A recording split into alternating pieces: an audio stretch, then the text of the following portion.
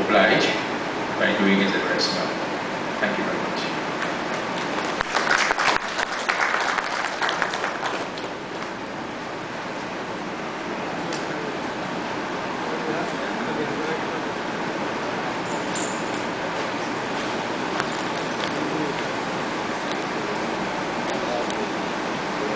The Honorable Caroline Sipasad Bachchan, Minister of Public Administration.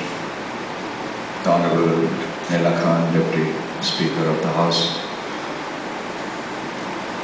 Brother Harry, President Ayaro, and distinguished member of the Brahma Kumari's organization with whom we have been holding many functions together. Shri Ramdas Ramlakhanji, President of Gandhi Seva Sangh, who have enlightened us about the role of this organization for the last 60 years, what they have done. Members, friends of the media, distinguished gathering, ladies and gentlemen, a pleasant evening to all of you, those who have come. This is a very different kind of program because there is no song and dance here.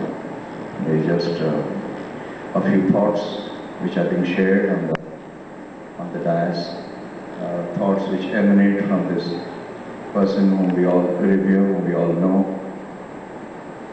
who has served mankind, who has served the needs of humanity, and for whom the world was one family. As he learned from the Upanishads. He also learned from the Upanishads about truth, Ekam Sat, truth is one. A very famous saying of the Rig Veda,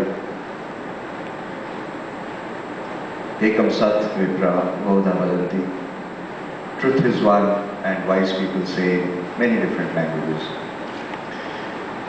Sometime in the year 1929, Gandhiji had a realization that he had been all along viewing God as truth, and it was time that he called truth as God. This was a very turning point in his life, a turning point in terms of his spiritual evolution, which of course was coincidental with the freedom movement at the time, because 1929 was also the period when you had the Indian National Congress famous session in Lahore in December, where there was a demand for Purna Swaraj, complete independence. And the year thereafter was this famous Dandi March of Mahatma Gandhi to Dandi, 270 miles from Sabarmati, where he took a follower of 75 people along with him to lift salt from the banks from the shores of the ocean. Truth is God. What was that? Truth, enshrined in one's life, can transform you to a certain persona. Today in the morning, we had another ceremony in Port of Spain, where we go in the morning to pay our homage to the Mahatma at Q Place, which is also called Gandhi Park. And today, the Honorable Mayor of Port of Spain declared Gandhi Park as the Gandhi Peace Park, and recalled it before every one of us that he has taken this decision in the Council of Port of Spain that the Q Place, Gandhi Park, will be hereafter called the Gandhi Peace Park. He made a very curious statement during the course of his address. He said that I may forget to take my favorite pen with me when I leave for office. I may forget to take a favorite book with me when I leave for office. But I never forget to take God with me. A very important statement. But we, in the Indian spiritual tradition, as we have followed generations of Indians have believed that God is not an external force. God is something which resides in all of us. It is all-pervasive, and therefore it pervades within us. Again, the Upanishad says, Aham Brahmasmi. Brahman, the force, the soul force. And again, here I would say it was the truth force for the Mahatma. And he believed that truth was not only all-pervading, but truth determined the course of events.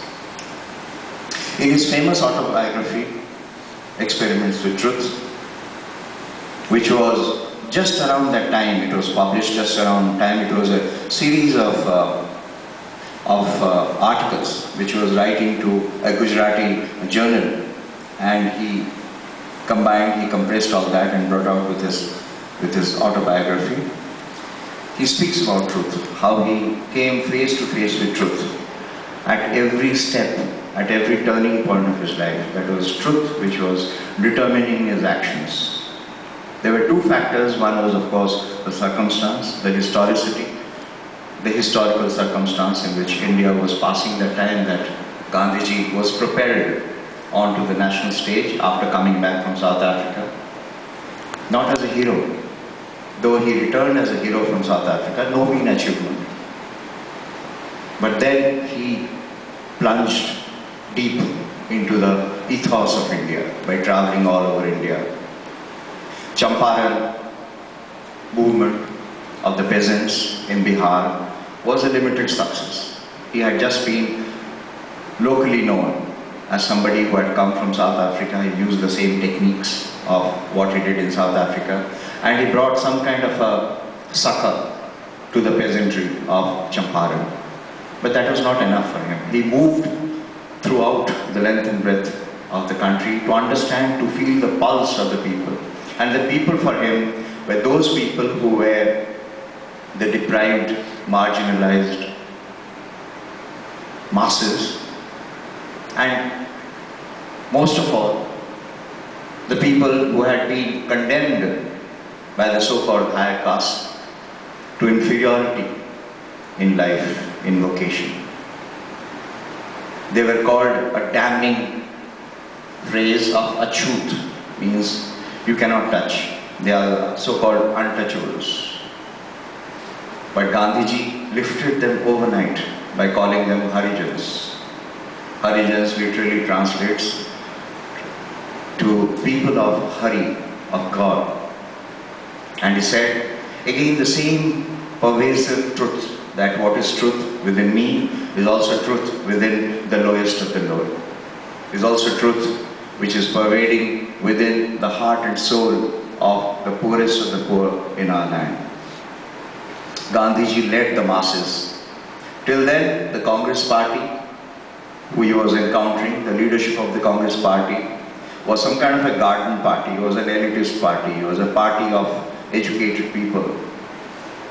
People who were just hobnobbing with the idea of bringing about how to go about, bring about this kind of mass protest. They didn't know. Even they were big leaders, very big leaders. But then Gandhiji brought about a transformation even in the mindsets of the leadership of the Congress party by involving the masses. So he went, traveled throughout, and wherever he went, like the Pied Piper of Hamelin, people just followed him like he was a magician. They just followed him wherever he went. But he always believed in doing something which came normally, naturally to him, which came from his heart.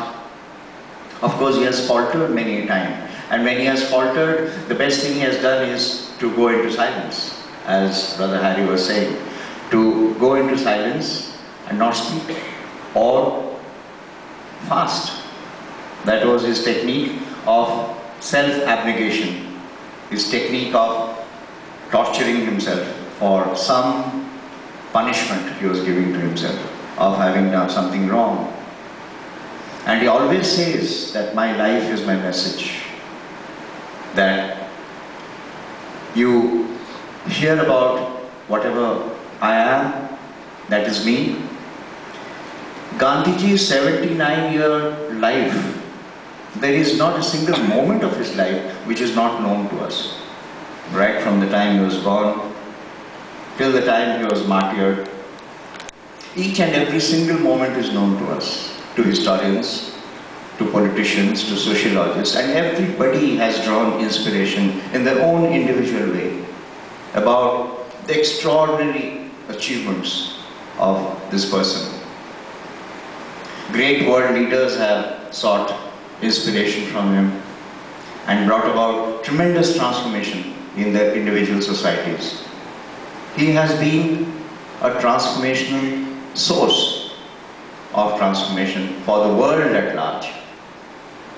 All of you who are here, you know him, you read about him. Mahatma Gandhi is one personality who has been read, who has been written about, who has been commented about, the maximum in world. It is said that next to Jesus Christ, who has been of course the maximum written, is Mahatma Gandhi, on whom maximum number of books have been written, maximum number of commentaries have been written, maximum number of social scientists, political thinkers, sociologists, economists have drawn inspiration and are till today drawing inspiration. He never fails to disappoint anybody. He is a perennial source of inspiration and strength. What was he?